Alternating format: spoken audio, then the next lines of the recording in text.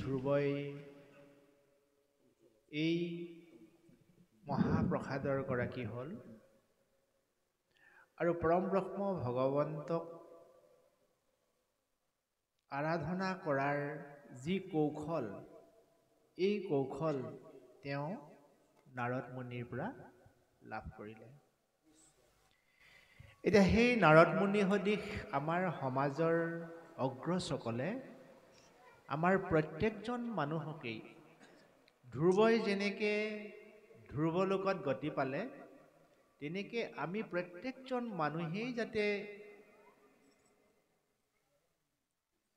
এইখন আসনৰ গৰাকী হ'ব পাৰোঁ, তাৰ কথা চিন্তা কৰি মহাপুৰুষ শ্ৰীমন্ত শংকৰদেৱে আমাৰ মাজত এই ধৰ্মশাস্ত্ৰ আগবঢ়াই দি গ'ল। গতিকে এই ধৰ্মশাস্ত্ৰৰ যোগেদি আমি পৰম ব্ৰহ্ম ভগৱন্তক যদি উপাসনা কৰোঁ, আৰাধনা কৰোঁ, ভক্তি কৰোঁ, তেতিয়াহ'লে আমি কেনেকৈ ধ্ৰুৱলোকৰ দৰে গতি পাম, এই কথাখিনি অকণমান আলোচনা কৰাৰ স্থল আছে। কাৰণ প্ৰত্যেকজন মানুহেই সফল মানুহ হোৱাটো বিচাৰে। সি শিশুৱেই হওক, ডেকাই হওক, বৃদ্ধই হওক, প্ৰত্যেকজন মানুহেই সফল মানুহ হোৱাটো বিচাৰে। মহাপুৰুষ গুৰু শ্ৰীমন্ত শংকৰদেৱে কৈছে যে তুমি যদি সঁচাকৈ সফল হ'ম বুলি ভাবিছা, তুমি এখন সুন্দৰ ঘৰ প্ৰস্তুত কৰা। অ গৃহস্থিৰ সম ধৰ্ম সংসাৰত নাই,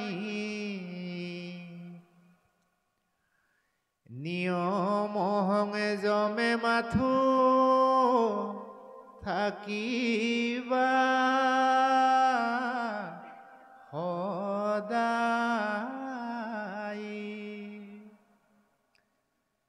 গৃহস্থী ধৰ্ম পবিত্ৰ ধৰ্ম, এই কথাষাৰক গুৰুত্ব দি আমাৰ ডেকা গাভৰুসকলক আমি বিবাহ পাশত আবদ্ধ কৰোৱাই দিওঁ, সিমানখিনিলৈকে ঠিকে আছে।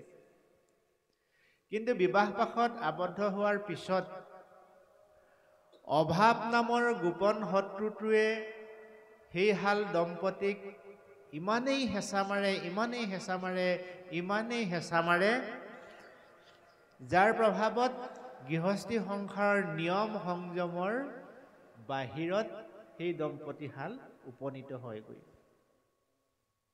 কথাষাৰ মন কৰিব দেই। এখন সুন্দৰ গৃহস্থী ঘৰত বিশৃংখলতা উদয় হোৱাৰ মূল কাৰণটোৱে হৈছে অভাৱ নামৰ গোপন শত্ৰু প্ৰভাৱ। অভাৱ নামৰ গোপন শত্ৰুৰ প্ৰভাৱত এখন শৃংখলাবদ্ধ ঘৰ থান-বান হৈ যায়। সেই অভাৱবিলাকৰ ভিতৰত আটাইতকৈ শীৰ্ষত থকা অভাৱটোৰ নামেই হৈছে বুজাবুজিৰ অভাৱ। নহয়নে? মই কোৱাটোহে হয়, মোৰটোহে সত্য, মইহে সঁচা কৈছোঁ, তোমাৰটো মিছা, এই যিটো দাম্ভিকতা ভাৱ, এই দাম্ভিকতা যদি আমি সদায় প্ৰশ্ৰয় দিওঁ, তেতিয়াহ'লে সুন্দৰ আলয় 4 মহলীয়া 5 মহলীয়া ঘৰ থাকিও, ডিগ্ৰী থাকিও, গাড়ী ঘোঁৰা থাকিও, দামী দানলভ থাকিও আমি শান্তিত থাকিব নোৱাৰিম। শান্তিত থাকিবলৈ হ'লে আমাক কি লাগিব?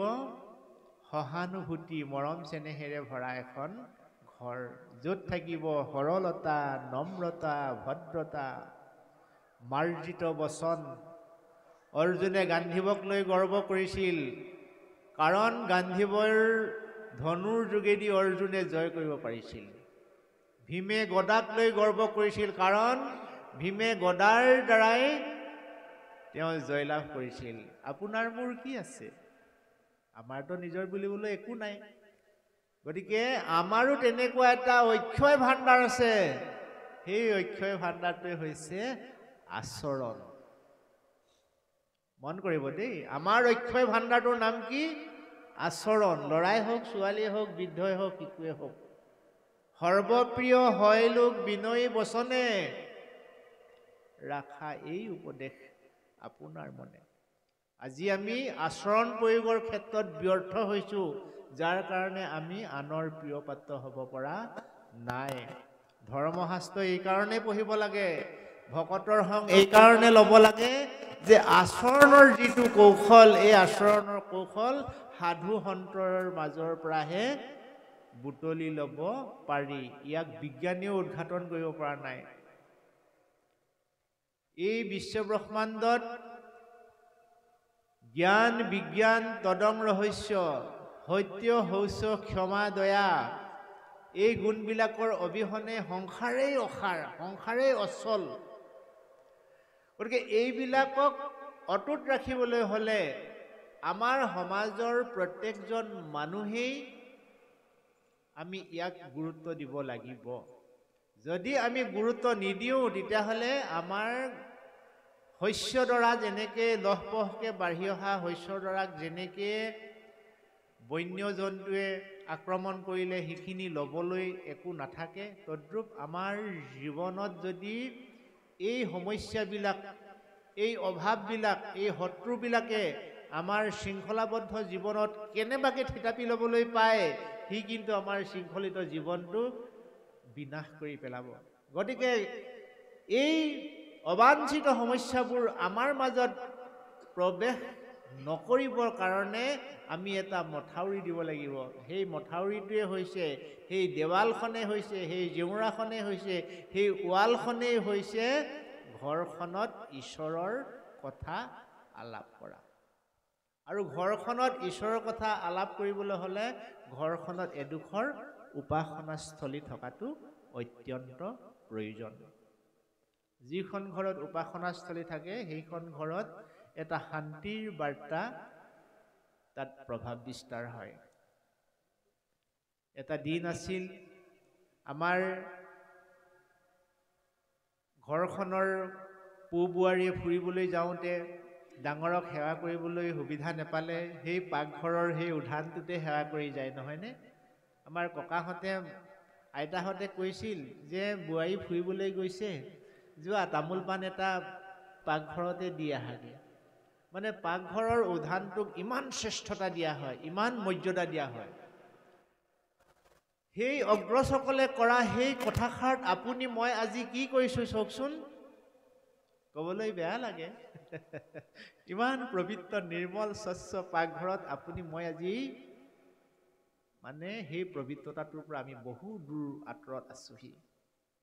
এইখিনি বৰ্ণনা কৰাৰ কোনো প্ৰয়োজন নাই, নিজেই বুজি পাইছোঁ।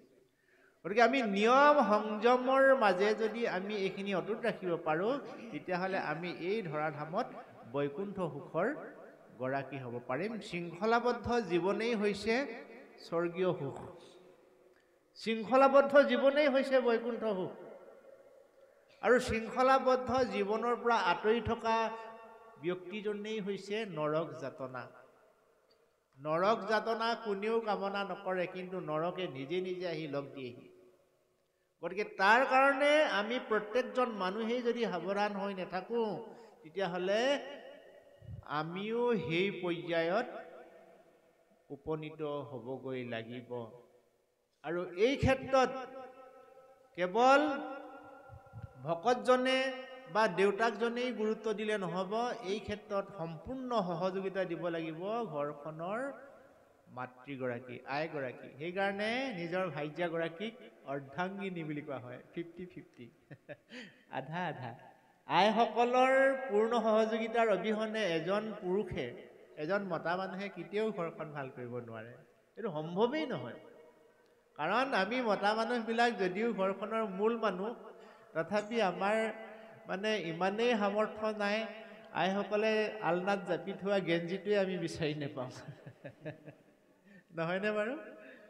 আইসকলে ধুনীয়াকৈ সজাই থোৱা গেঞ্জিটোৱে বিচাৰিব পৰা আমাৰ সামৰ্থ্য নাই। আইসকলে নিদিলে আমি ৰান্ধি বাঢ়ি এদিন খালোঁ, দুদিন খালোঁ, 4 দিন খালোঁ, আৰু 5 দিনমান যদি আপুনি পাকঘৰলৈ যাব লগা হয়, হয় কিবা এটা ঠেকেচা খাব, নহয় মাত ডাঙৰ হ'ব, নহয় খং উঠিব ইত্যাদি। মানে আমি মতা মানুহবিলাক আইসকলৰ অবিহনে আমি কেতিয়াও স্বচ্ছ নিকা বা স্থিৰ হ'বই নোৱাৰো। কেৱল ইমানেই নে, সিদিনাখন ঘৰৰ দৰিদ্ৰতাৰ মাজতো নিজক সুখ অনুভৱ কৰিছিল বিপ্ৰ দামোদৰে। ল'ৰা ছোৱালীয়ে ভাল কাপোৰ পিন্ধিবলৈ নাই, খাবলৈ নাই, এডোখৰ ঘৰ নাই, অথচ তাতেই মানে মনৰ সুখত দিন কটাইছিল বিপ্ৰ দামোদৰে। কিন্তু এগৰাকী মাতৃ অৰ্থাৎ বিপ্ৰ দামোদৰৰ আই তেওঁৰ ভাৰ্যাই বাৰে বাৰে অনুৰোধ কৰিছিল, হে স্বামী তুমি যোৱা না তোমাৰ শৈশৱৰ বন্ধু জগতৰ ঈশ্বৰৰ ওচৰলৈ, অন্তত ল'ৰাকেইটাৰ মুখলৈ চাই কি জানিবা তেওঁ কিবা অকণমান মহাপ্ৰসাদ আগবঢ়ায়। তুমি যোৱা না, পোৱাগৈ না। সদায় যেতিয়া কৈ থাকিলে ঘঁহিলে ঘঁহিলে শিলো ক্ষয় যায় বুলি কোৱাৰ দৰে বিপ্ৰ দামোদৰ মনটো ভাৰ্যাগৰাকীৰ কথাত মন বহিল। ঠিক আছে, তুমি যদি মোক সদায় কৈ আছা মই বাৰু যাম, কিন্তু মোৰ হ'লে যাবলৈ অকণো ইচ্ছা নাছিল। চব উপায়ন্তৰ হৈ মানুহগৰাকীৰ কথা মতেই মানুহগৰাকীয়ে বান্ধি দিয়া অকণমান মহাপ্ৰসাদ লৈ পৰম ব্ৰহ্ম ভগৱন্তৰ ওচৰলৈ বুলি ঢাপলি মেলিলে। আৰু জগতৰ ঈশ্বৰে আই লক্ষীয়ে দুয়ো আহি বিপ্ৰ দামোদৰক আদৰ সম্ভাষণ শুশ্ৰূষা যিখিনি কৰিলে সেইখিনি আমাৰ সৰ্বজনৰে জ্ঞাত।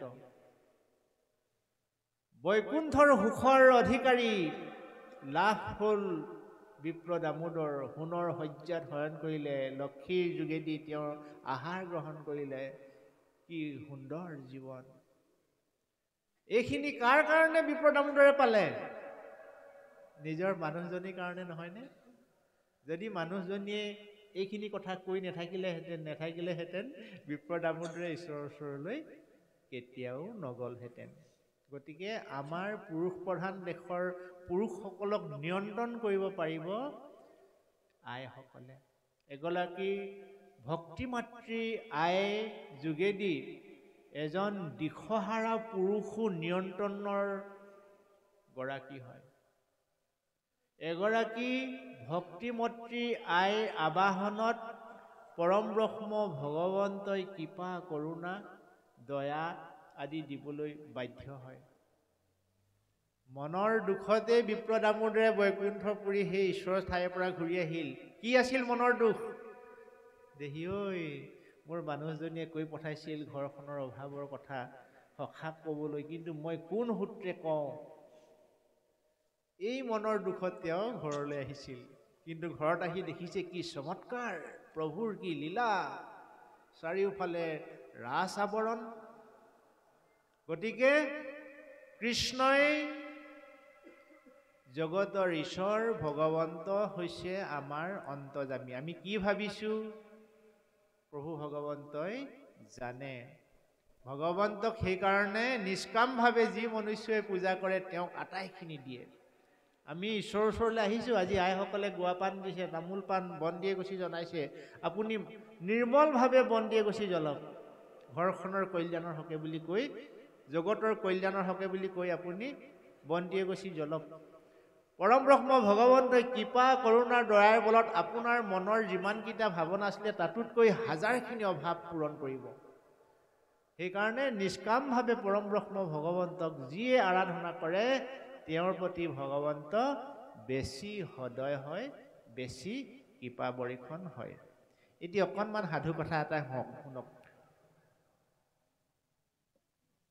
এদিনাখনৰ কথা, এজন ৰজাই সদায় মন্দিৰলৈ গৈ ঈশ্বৰক উপাসনা কৰে। ঈশ্বৰক উপাসনা কৰি আহি তেওঁ যিটো খটখটি, সেই খটখটিত অকণমান সময় বিশ্ৰাম লয়। আৰু বিশ্ৰাম লোৱাৰ সময়ত তেওঁৰ দুয়ো কাষে অগণন পথিকক দেখা পায়। তাৰে ভিতৰত দুজন পথিকে ৰজাক দেখাৰ লগে লগে ওচৰলৈ আহে। এজন পথিকে ৰজাই শুনাকে ঈশ্বৰক প্ৰাৰ্থনা কৰে যে হে প্ৰভু, তুমি বোলে দয়াৰ সাগৰ নিত্য নিৰঞ্জন, তুমি অনাদি অনন্ত জগতৰ ঈশ্বৰ। তুমি এই ৰজাজনক যেনেকৈ মান সন্মান ধন ঐশ্বৰ্য আজি দিলা, তুমিতো মোকো দিব পাৰিলাহেঁতেন প্ৰভু। তুমি তেওঁক যে দিলা, মোক যে দিয়া নাই, তোমাক মই কাবৌ কৰি প্ৰাৰ্থনা কৰিছোঁ প্ৰভু, তুমি ৰজাজনক যেনেকৈ দিছা তুমি মোকো দিয়া না। এক নম্বৰজনে ঈশ্বৰক প্ৰাৰ্থনা কৰিছে। আৰু দ্বিতীয়জনে ঈশ্বৰক প্ৰাৰ্থনা কৰিছে ৰজাই শুনাকে, যে হে প্ৰভু তুমি দয়াময়, কৃপাময়, কৰোণাময়, তুমি যদি ইচ্ছা কৰা তুমি এই ৰজাজনে ইমান ধন দৌলত ঘটিছে, তেওঁৰ হতুৱাই তেওঁৰতো এটা অংশ মোক দিয়াই দিব পাৰিলাহেঁতেন। তুমি যদি তেওঁক মনটো সদয় কৰি দিয়া, কোমল কৰি দিয়া, তেওঁতো মোক অজস্ৰ সম্পত্তি যদি দিয়ে, ময়োতো আজি এই দশাত থাকিব লগা নহয়। গতিকে প্ৰভু তুমি ৰজাৰ হতুৱাই মোক অকণমান কৃপা কৰোৱাচোন। দুজন ব্যক্তিৰ দুটা প্ৰাৰ্থনা। ৰজাজনে চিন্তাত পৰিল। তেওঁ গৈ ৰাজপ্ৰসাদৰ গুণী জ্ঞানী পাৰিষদসকলৰ লগত আলোচনা কৰি উপনীত হ'ল। ৰাজপ্ৰসাদৰ সজ্জনসকলে বিধান দিলে যে যিজনে তোমাক ভৰসা কৰিছে, তোমাক আশা কৰিছে, তুমি তেওঁক দিয়া, আৰু যিজনে ঈশ্বৰক আশা কৰিছে তেওঁক তুমি দিয়াৰ প্ৰয়োজন নাই, ঈশ্বৰে তেওঁক দিব। ঠিক আছে, কথামতেই কাম। পাছদিনাখন এটা পাত্ৰত সুন্দৰ এখিনি সুস্বাদু পায়স প্ৰস্তুত কৰি সেই পায়সৰ তলত সোণ হীৰাৰ এটা টোপোলা ভৰাই সেই পাত্ৰটো আনি যিজন পথিকে ৰজাজনক আশা কৰিছিল সেই পথিকজনক ৰজাই আগবঢ়াই দিলে।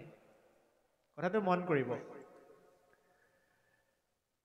আৰু ৰজাই সেই পথিকজনক সেই পাত্ৰটো দি সেই স্থানৰ পৰা আঁতৰি আহিল। এতিয়া ভোকাতুৰ ব্যক্তিয়ে সদায় অন্নত চকু। কিমান দিন তেওঁ হেঁপাহেৰে পেট ভৰাই খাবলৈ পোৱা নাই। ৰজাই দিয়া পাত্ৰটোৰ সেই সুস্বাদু যি আহাৰ, সেই আহাৰ তেওঁ নিমিষতে খাবলৈ আৰম্ভ কৰিলে। পাত্ৰটো যথেষ্ট ডাঙৰ আছিল আৰু তেওঁৰ শৰীৰত যিমানখিনি আহাৰ প্ৰয়োজন হয় তাতোতকৈ অধিক আছিল। গতিকে তেওঁ অকণমান আহাৰ খাওঁতেই পেট ভৰি গ'ল। তেতিয়া সেই পথিকজনে ভাবিলে, ইমানখিনি আহাৰ দিলে, এইখিনি যদি মই পেলাই দিওঁ অনিষ্ট কৰা হ'ব। গতিকে মোৰ যেতিয়া পেট ভৰিলেই, গতিকে মই এই পাত্ৰটো মোলৈ চাই থকা এওঁকে মই দি দিওঁ। চব ভাৱনাবোৰ মন কৰিব দেই। যিজনে ঈশ্বৰক প্ৰাৰ্থনা কৰি আছিলে, তেওঁ মানে এই পাত্ৰটো, আধা খোৱা পাত্ৰটো অৱশিষ্টখিনি এখেতক দি পেলাই তেওঁ ঘৰমুৱা হ'ল। এতিয়া এইজন ভোকাতুৰ ব্যক্তিয়ে তেখেতে দিয়া সেই পাত্ৰটো আহাৰ অকণমান খোৱাৰ পাছত দেখিলে কি চমৎকাৰ, হাতত লাগি আহিছে এটা সোণৰ মুদ্ৰা। আকৌ চাইছে, ৱাহ, এইটোতো হীৰাৰ মুদ্ৰা। মনৰ প্ৰফুল্লতা, মনৰ যিটো সুন্দৰ জ্যোতি আপোনা আপুনি ভাহি আহিল যে হে প্ৰভু, তোমাক কোটি কোটি ধন্যবাদ, কোটি কোটি ধন্যবাদ। মই বিচৰা মতেই তুমি মোক মহাপ্ৰসাদ দিছা প্ৰভু। এই বুলি ঈশ্বৰক বাৰম্বাৰ সেৱা কৰি তেওঁ সেই ঠাইৰ পৰা নিমিষতে ঘৰমুৱা হ'ল।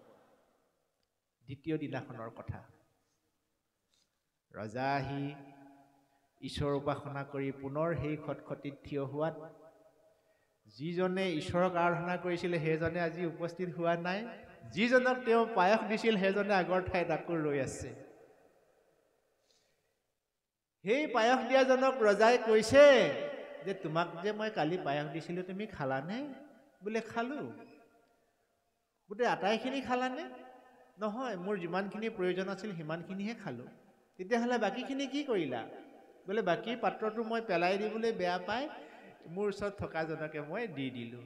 ৰজাই আৰু বুজিবলৈ বাকী নাথাকিল যে ঈশ্বৰে যদি কৃপা হয়, কৰোণা হয়, দয়া হয়, বিশ্ব ব্ৰহ্মাণ্ডত কোনেও সহায় কৰাৰ প্ৰয়োজন নাই। আৰু যদি ঈশ্বৰৰ কৃপা কৰোণাৰ পৰা বঞ্চিত হয়, তেওঁক দিলেও সেই বস্তুটো তেওঁ ল'ব নেজানে। সেইকাৰণে কোৱা হয়, অ কৃষ্ণৰ সন্তোষে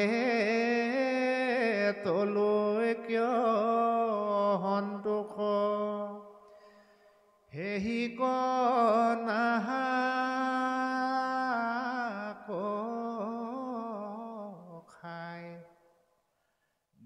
দুআষাৰ সোধা সমস্তে গুচিল তিলিমানো সোধা নাই। কৃষ্ণ। গতিকে হে জীৱসকল, হে জীৱশ্ৰেষ্ঠ মনুষ্যগণ, তুমিও যদি জীৱনত ভগৱন্তৰ কৃপা কৰোণা দয়া আশা কৰিছা, তেতিয়াহ'লে তুমি ভগৱন্তক নিৰ্মল স্বচ্ছ নিকা পবিত্ৰ মন লৈ ভজনা কৰা। ঔ হৰি ঔ ৰা।